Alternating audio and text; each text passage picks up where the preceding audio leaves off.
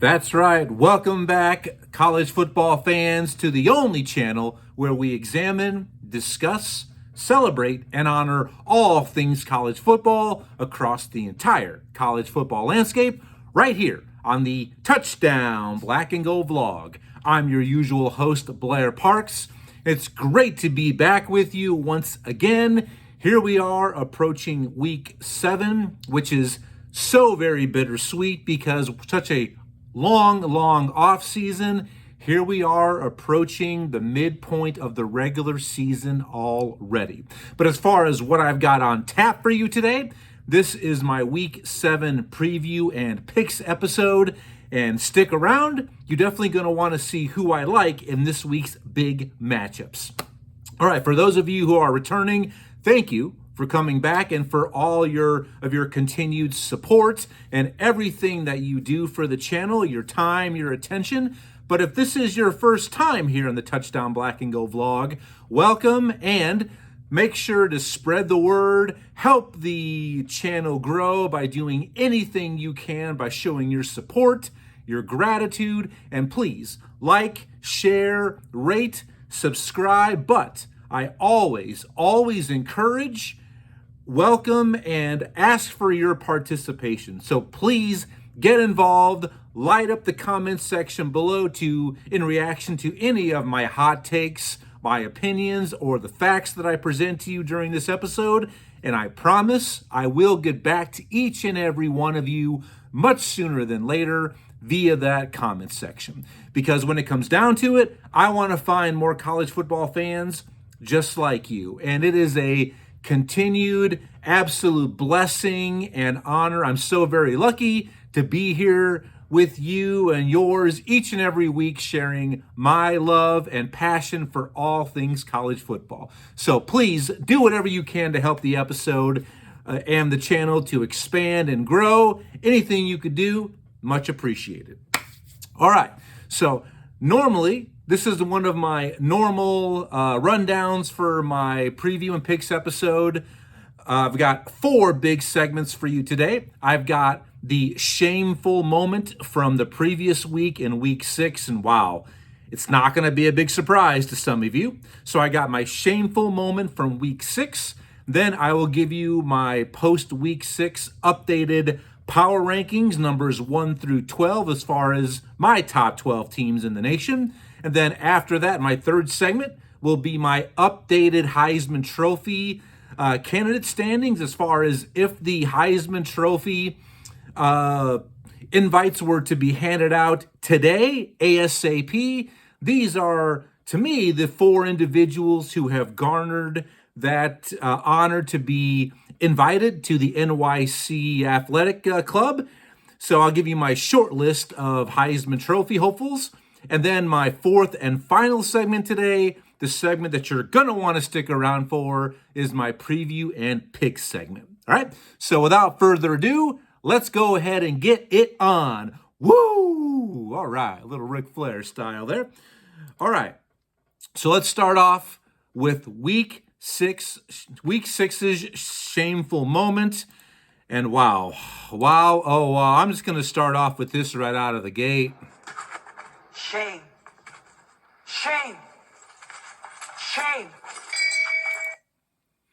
All right, so week 6 really presented us several opportunities for me to share with you what my biggest shameful moment was. I could have once again piggybacked on the previous weeks and said, wow, the Bill Belichick era there in Chapel Hill, North Carolina, continues to be an absolute shit show. It's an absolute disaster and a failure after their blowout loss at home against Clemson, but I passed on that.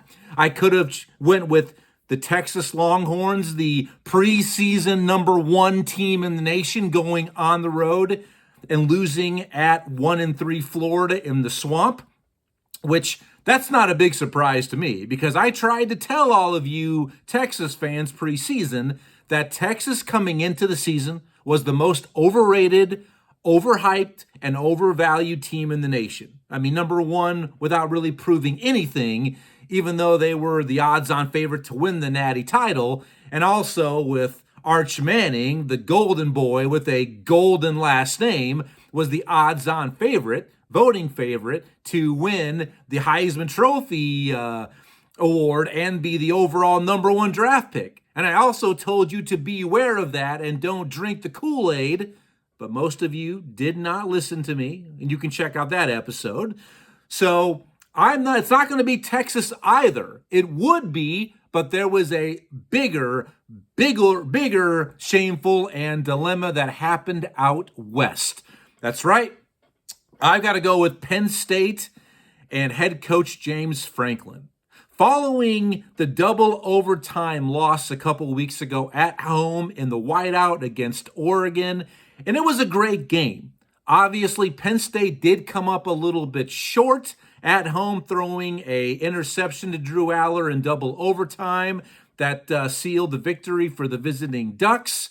So, what do you do to move on? Well, you pack up, you head across the country, and you face off with previously winless UCLA, who comes into the game 0-4 inside of a half-empty Rose Bowl. I mean, the majority of the crowd ended up being Penn State fans, okay? So the stadium's half empty. You've got a winless UCLA team, who also has an interim head coach. They already fired head coach Foster a few weeks back.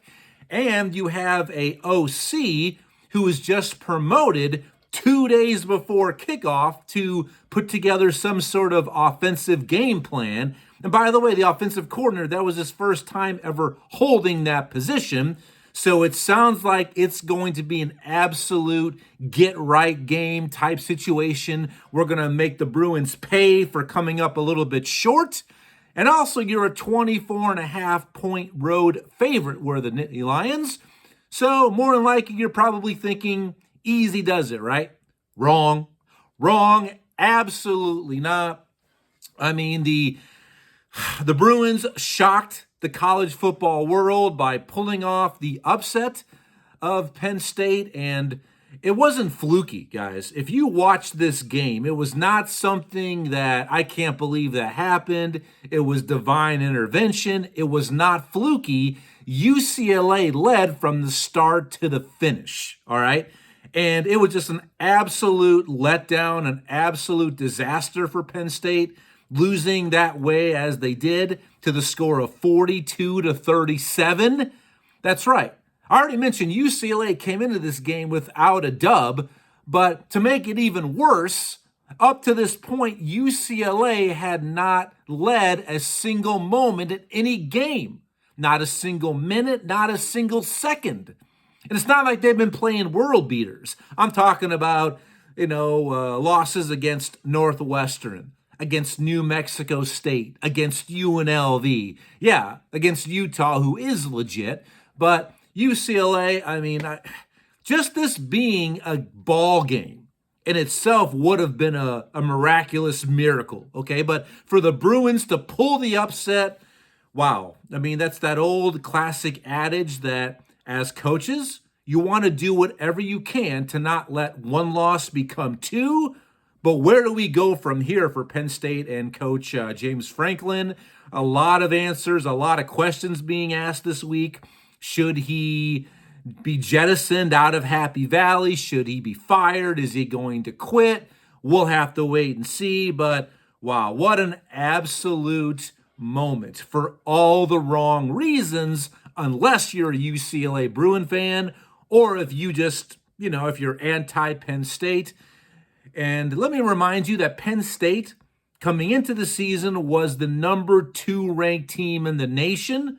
I already mentioned Texas was ranked number 1 preseason, and after the smoke cleared from the upsets that both those teams went through, the number 1 and number 2 ranked preseason teams have completely fallen out of the AP Top 25. But Penn State, absolutely the shameful moment of Week 6. We'll see what they can do. They return back home this weekend to take on Northwestern. Hopefully they can put these 2 losses behind them and move on. But still, I've got to tell you, Overall, it was a very, very shameful display. So, Penn State, you are this week's shameful moment. Shame. Shame. Shame. All right. All right, so let's move on to segment 2 for this episode. Let's move into my updated power rankings post week 6, moving into the upcoming weekend of week 7. And there's been a lot of movement lately on this top 12 list to where I believe these are the 12 best teams based on what I've seen, based on how they've looked, the eye test, who they've played, who they've defeated, who they've lost to, where did they play the other teams? Was it at home, on the road? Injuries? What was the weather conditions like? Yada, yada, yada. All right, so let's go ahead and get to my top 12 power rankings list right now. And please like, share, rate, subscribe. Go ahead and comment below. I can't wait to hear from you. So leading off, my number 1 for this week's power rankings, I still have holding steady, is the Ohio State Buckeyes. I mean, they absolutely looked the part. Their defense might be the best defense in the nation, and their offense has continued to improve week in and week out under first-year starting quarterback Julian Sand. They're looking really good. Number 2, I've got the Miami Hurricanes. I think Miami probably, to me, has the best overall resume of any team in college football. They sit there, number 2 on my list, unranked, coming off a big road victory against top 10 ranked Florida State over the weekend. And they also have victories over ranked South Florida, and they also beat Florida as well. So Miami's looking really good under Carson Beck.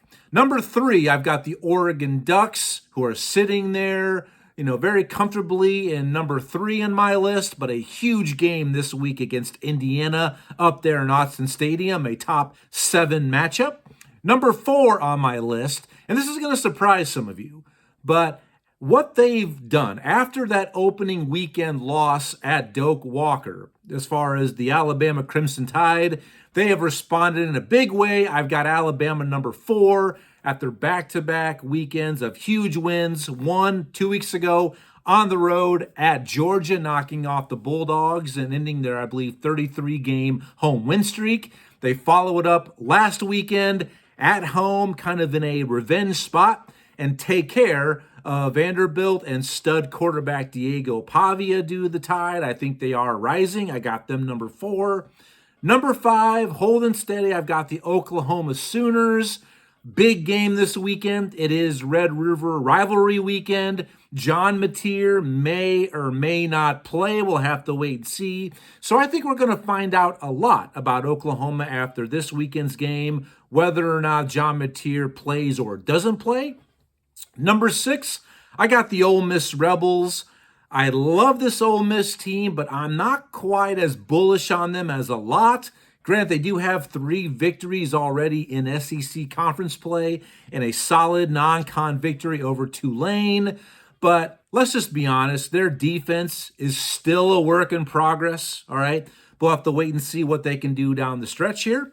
Number 7, I got the aforementioned Indiana Hoosiers.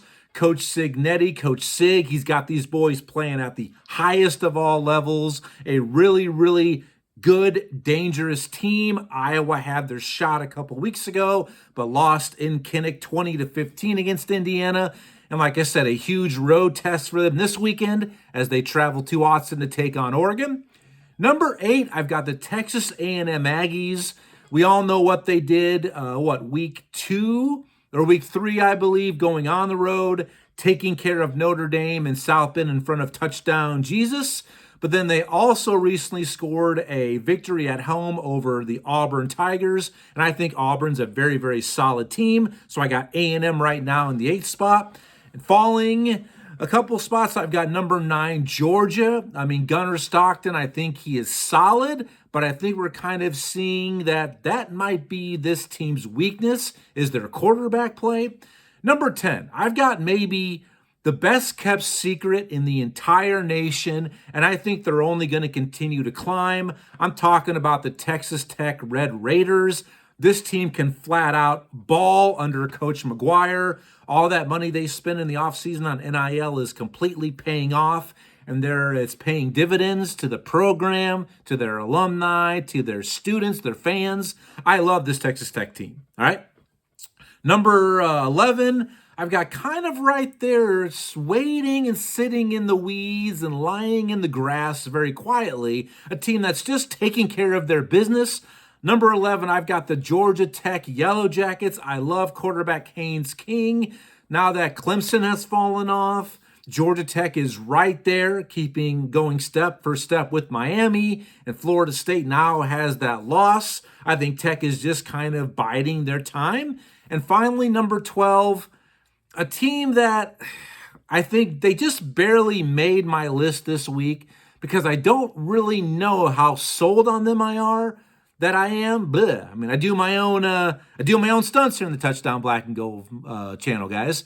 I got the Tennessee Volunteers at number 12. Joey Aguilar, first-year starting quarterback, looking the part, but I just don't know when push comes to shove, where this team is. But they've got some tough games coming up right down the pipe through the Volunteers. So that's my top 12, my post-week 6, entering week 7 power rankings. Let me know what you think about that list. Do you think I've got this team too high, this team too low? Should I have this team on the list or remove this team? Please let me know via the comments. Light it up below. Can't wait to hear from you. All right, now let's move into my third segment of this episode, my updated Heisman Trophy standings. As far as me, these are the 4 cats that I would be inviting to NYC for the opportunity to hoist the greatest individual award in our sport, is the Heisman Trophy. And the short list, I always give you my top 4 and then 2 individuals who are just on the outside looking in, and they're going to have their opportunities, both of them this weekend, to make my official short list. So I'm going to go and give them to you in alphabetical order. First, I've got Miami quarterback Carson Beck. Absolutely now is announced that he is a legit Heisman Trophy finalist. Next, I've got Oregon quarterback Dante Moore. I mean, with that upset win at Penn State, definitely he threw his name into that hat. Next, I've got Alabama quarterback Ty Simpson. I said what they've done the last 2 weeks, wins at Georgia, at home versus Vanderbilt. He is absolutely in the race. And last, I've got Ohio State wide receiver Jeremiah Smith. This guy continues to be a one-man wrecking crew. He is instant automatic offense for the Buckeyes. Now, the first individual I have just on the outside, and he is going to have his opportunity to get into that short list. I got Missouri running back Ahmad Hardy. I mean, what a matchup we've got this weekend in Como, where Alabama visits undefeated Missouri, to where it's going to be a showdown of Heisman finalists with Ty Simpson and Ahmed Hardy. Can't wait to watch that game. And my second individual just on the outside, Indiana quarterback Fernando Mendoza. Already mentioned, we're going to have ourselves another Heisman showcase and showdown when Indiana travels to Oregon this weekend. So definitely keep your eyeballs on these individuals to see where they move in my list. And once again, comment to that list. Let me know if you think this person's too high or too low, or hey, I think you should have this person on your list, or you might as well just remove this person. Please let me know via the comment section. And thank you for all you do. Please like, share, comment, subscribe, rate. All right. Now let's move into the segment that everybody has been patiently waiting for during this episode. It's time for me to share with you my Week 7 picks. All right. And if this is your first time joining me on the Touchdown Black and Gold vlog for one of my preview and picks episodes, this is what I got for you. Each and every week I pick 10 games that I will quickly preview and pick. Most of these are the big news games that you know that are on everybody's radar for this weekend, but I also pick a couple off-radar games that I ultimately think will go a long way in deciding conference title implications and college football playoff ramifications as well. All right? And of those 10 games, I always have 4 specialty games. I always have an academy game of the week, which features either Army, Air Force, or Navy, my way to salute and say thank you to the men and women of the U.S. Armed Forces. I always have a group of 6 game of the week, a huge matchup at the group of 6 level of FBS, vying for that automatic qualifier for the college football playoff. I always have my Iowa Hawkeye football, my game pick of the week, any week that Iowa is playing, and a huge game for my Hawkeyes this Saturday, a rivalry game on the road at Wisconsin against the Badgers up there in Madison. And then my 4th specialty game is my spotlight game of the week, or the game that I believe is going to go the furthest towards college football playoff participation or in towards conference championship matchups. All right, I couldn't quite get it out there. All right, so this is where I am. Last week, yours truly went 7-3. So on the season, overall, I am 36-24, good for a 60% 60% rate, which not bad, but definitely needs to get better. Because if you recall, I set a goal for myself preseason. I wanted to end up the regular season at 75% or better, which I think is a very high bar and a high clip to set. But I think I can get to 75% correct. I just do, but I got to have a few more good weeks to trim that needle upward from 60 up to at or above 75. All right, so let's go ahead and get to it. Here is my first game of the week. Early game, number 1 Ohio State travels to number 17 Illinois to take on the Fighting Illini in Champaign-Urbana. Illinois finds themselves a 14.5-point underdog at home as of this morning. And some of these lines this week, guys, are really head scratchers. I don't know if it's because I believe Vegas knows something maybe that I don't, or maybe they're just really off this week, because this seems like a very big line for this matchup. I mean, 14.5 points, but we'll have to wait and see what plays out. Illinois rebounded very well from their shellacking a couple weeks ago at Indiana. They knocked off USC a couple weeks ago and then took care of Purdue over the weekend.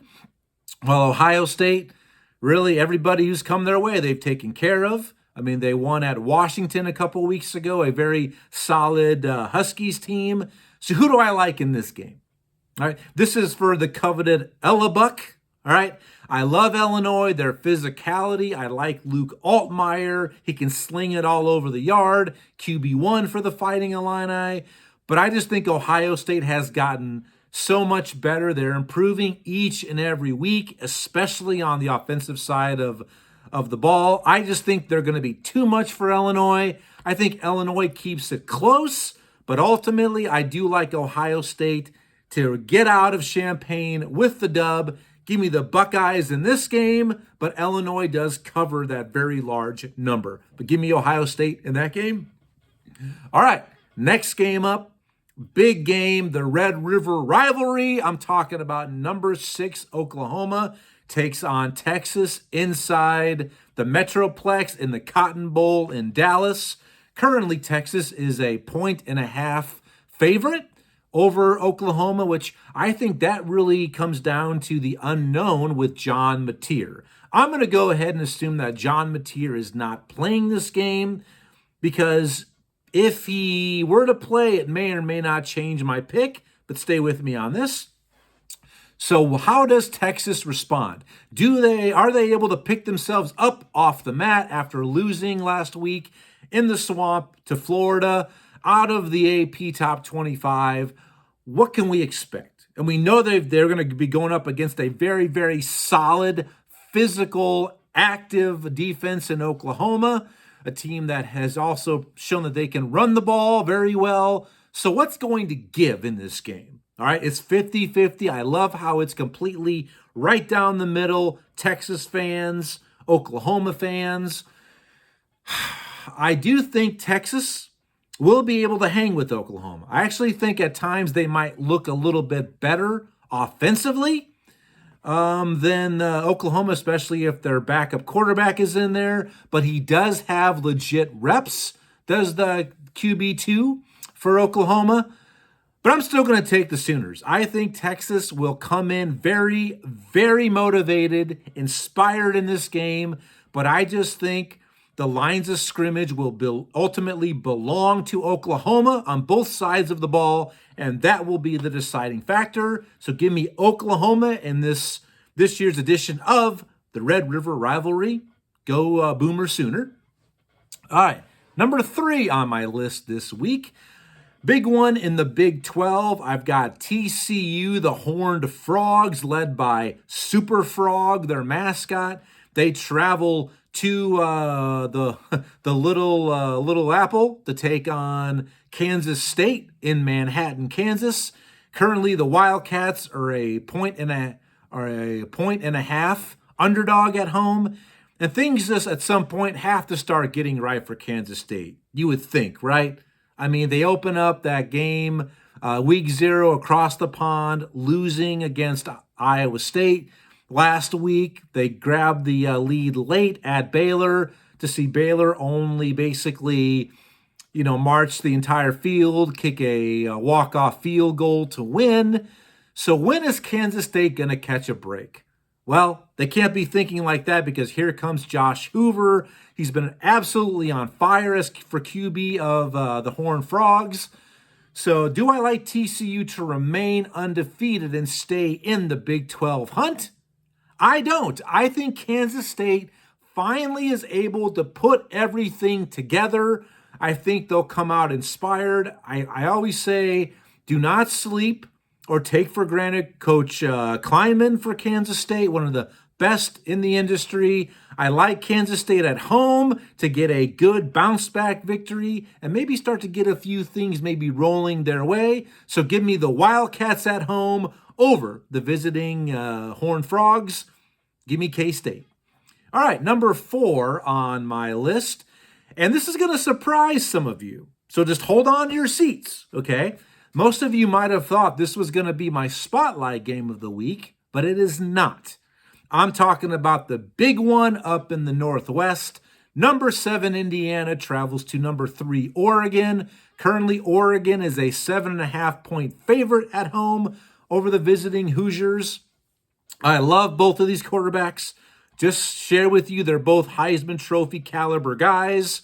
I love both of these coaches. I think you can really almost say Dan Lanning might be the best coach in the Big Ten. But what Coach Kirk Cignetti is doing in Indiana is really unheard of. Maybe going back, at least in the Big Ten Conference, all the way back to Hayden Fry at Iowa when he took over on the sideline in the late 70s into the 80s for a program that was at that point lost, mired in mediocrity at best, just like Indiana was before he took over last season. So how do I see this game playing out? I think this is going to be a tough game. We've got two of the best defenses colliding.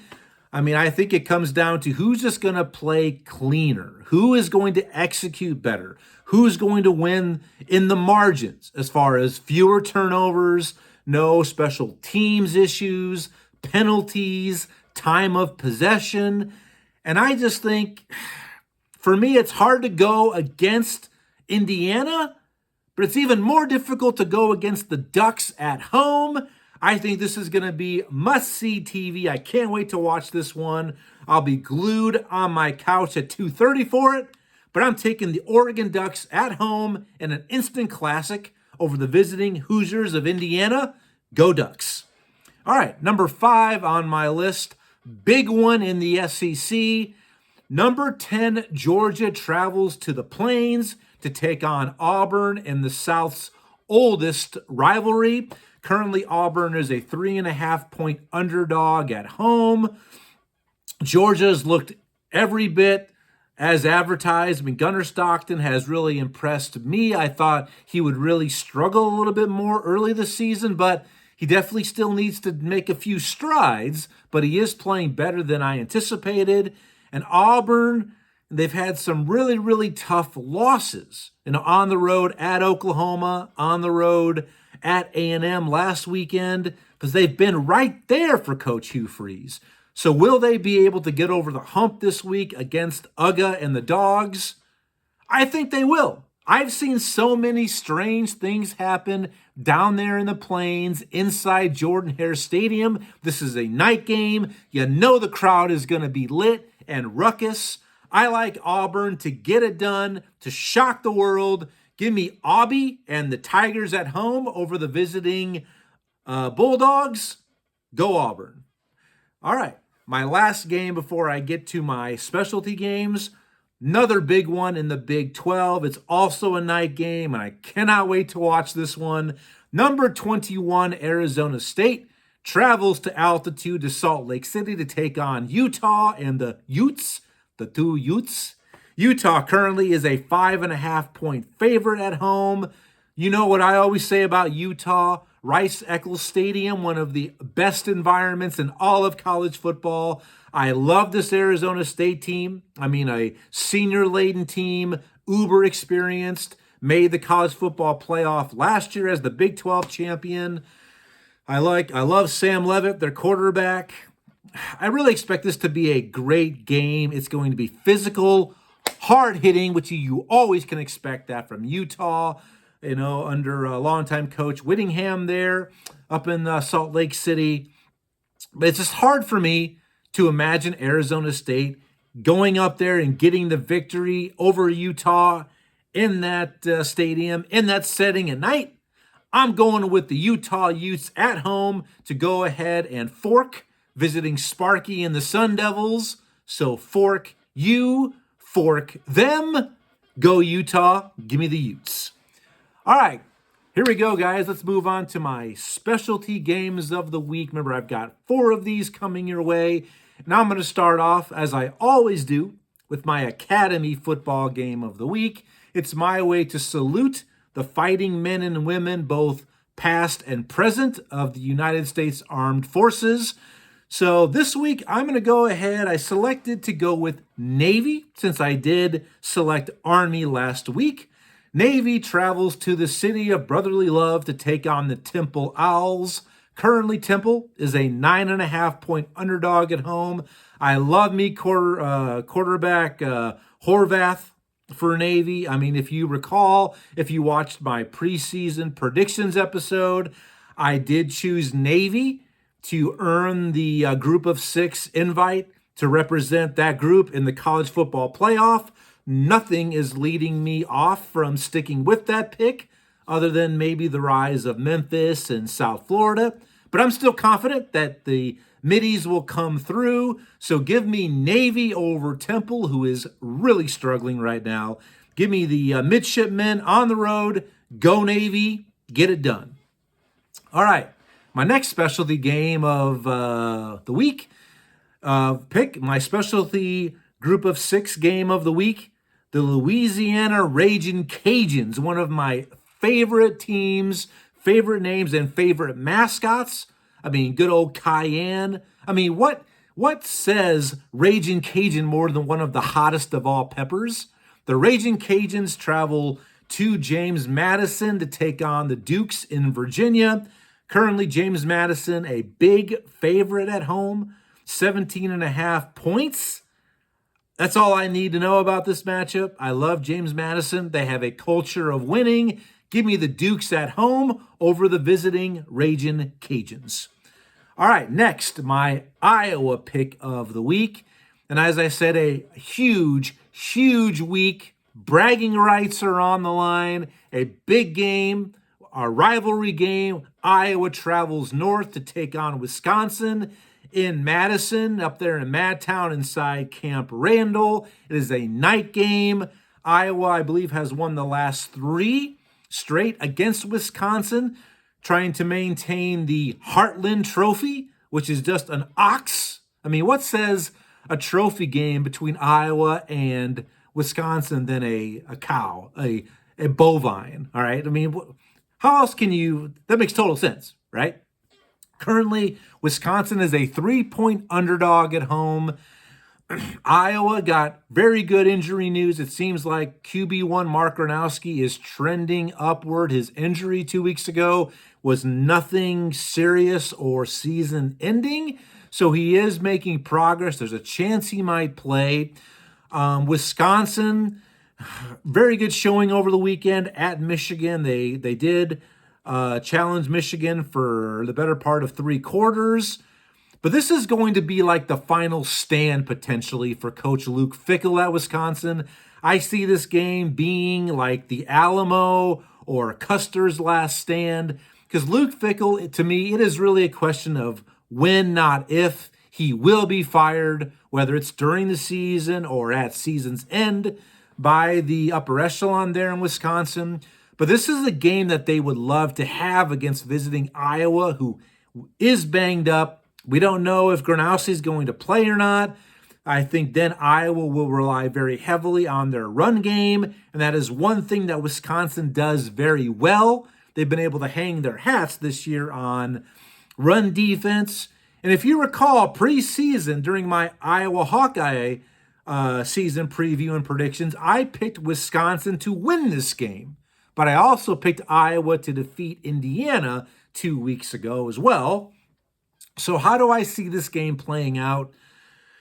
I'm switching it. I think Iowa just has looked much better than Wisconsin has. So this actually is more about Wisconsin than Iowa. Even if Gronowski doesn't play, QB2 Hank Brown has had 2 full weeks because Iowa's coming off a bye to get the reps with the first team. I think he will be fairly prepared for this. They will rely heavily on their run game, special teams, and I trust Iowa more right now overall than I do Wisconsin.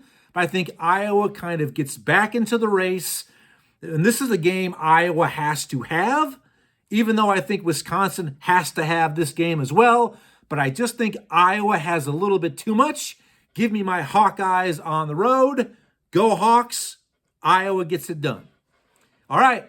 Here it is, my spotlight game of the week, my final preview and pick. Most of you probably thought I was going to go with the Big Ten matchup between Indiana and Oregon. I am not. I'm going to keep the local yokels happy, and I think it's a huge game. 11 o'clock game. Number 8, Alabama travels to number 14, Missouri. I say locals because Columbia, Missouri is a stone's throw away from where I reside. I currently live in the Show Me State of Missouri. So Missouri comes in here, number 14, undefeated. They've had a bye week. Alabama comes in hot as Texas chili after those wins over Georgia and Vanderbilt back-to-back weeks. Can they pick up another huge road win? I don't know. Missouri is a 3-point underdog. Missouri yet has not had a road game quite yet. They're fairly healthy. They're rested coming off the bye, as I mentioned. And Coach Eli Drinkowitz really quite hasn't had that statement victory or moment yet against an SEC opponent. They have in the postseason, knocking off Ohio State in the Cotton Bowl a couple seasons ago. And I love Ahmed Hardy, and I love his running back, his running mate, Jamal Roberts. I think they're going to make a huge difference. They will limit the possessions of Alabama. And I think for Missouri and Coach Drinkowitz, if not now, when? So that being said, I like Alabama on the road. I just do. I think Alabama is now starting to become the Alabama team that I thought they would be. I picked to be facing off in the national title game. I'm a little bit off here. I had Clemson facing off against Alabama, and I did pick Alabama to win the national title, and they're starting to kind of come into their own, and they're starting to flex like Arnold Schwarzenegger and Lou Ferrigno of old, and also Lex Luger of old for all you wrestling fans. I think the difference here is just the star power that Alabama has at wide receiver. The defensive backfield is the one weakness of that Missouri defense. I think it will be exploited, and I just don't think that Missouri can outscore Alabama. But I do like Alabama to win in a very, very high-scoring affair. But give me Alabama to remain red hot and find a way to get it done on the road in Como against the Missouri Tigers. Roll Tide. All right, everybody. That's this week's episode, my Week 7 preview and picks. Thank you very much, as always, for your time, your attention. Please go ahead and light up the comments section below. I look forward to hearing from you, and I look forward to responding and retorting to any of your questions, your comments, your hot takes. I cannot wait to hear from you. And please like, share, rate, subscribe below. Do whatever you can to help the channel grow, and I would be much appreciated, as I always am. I will be back probably Sunday morning. I will be having a reaction and recap to whatever goes down up north in Wisconsin to the Iowa-Wisconsin game. So Hawk fans, Badger fans, be expecting that. I can't wait to see you Sunday morning. So until then, enjoy the rest of your work week, your school week. Enjoy the upcoming football this weekend. Be safe, be responsible. Until later this week, be safe, have fun, and as always, go Hawks.